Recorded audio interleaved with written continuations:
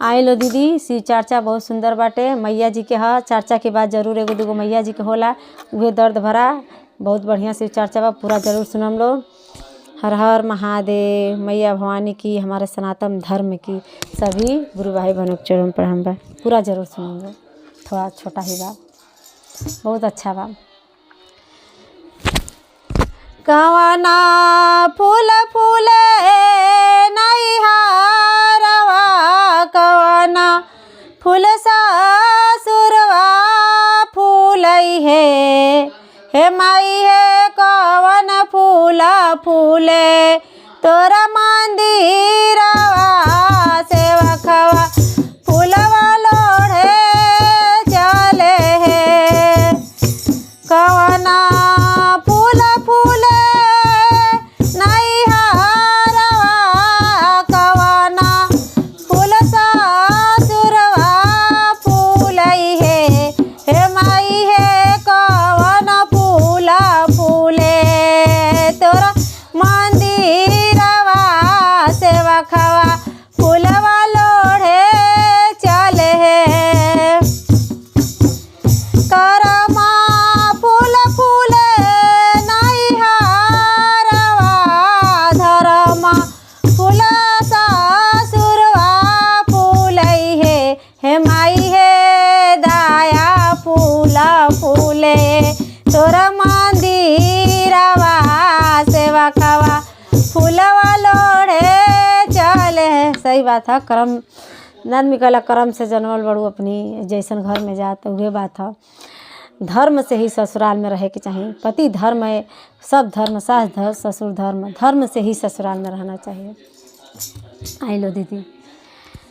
करमा फूल फूले नैहरवा, धरमा फूल सासुरवा फूलई हे माई हे दाया फूल फूले तोरा मंदिरवा, सेवकवा फूलवा लोढ़े चले हे। आगे सुनी लो शिष्या का कहा तड़िएगो। कैसन लागे नैहरवा त कैसन सासुरवा लागई हे माई हे कैसन लागे तोरा मंदिरवा, सेवकवा फूलवा लोढ़े चले हे।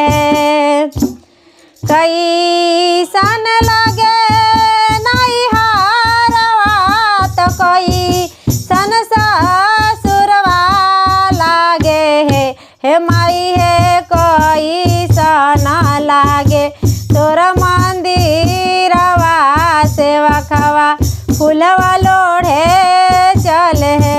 मैंने पूछा तड़ी कैसे, तो का तड़ी। बड़ा निक लागे नैहरवा त खट मीठ सासुरवा लागे हे। कितना गीत अच्छा बा, खट मीठ ससुरवा लागे। बड़ा कितनो थी कष्ट दुख डांट रहेला तो ससुर नैहर में अच्छा लागेला केहू के भी। तब कैसे का कहतड़ी। बड़ा निक लागे नैहरवा त खट मीठ सासुरवा लागे हे माई हे दाया फूल फूले तोरा मंदिरवा, सेवकवा फूलवा लोढ़े चले हे। खटा बड़ा निक लागे नैहरवा त खट मीठ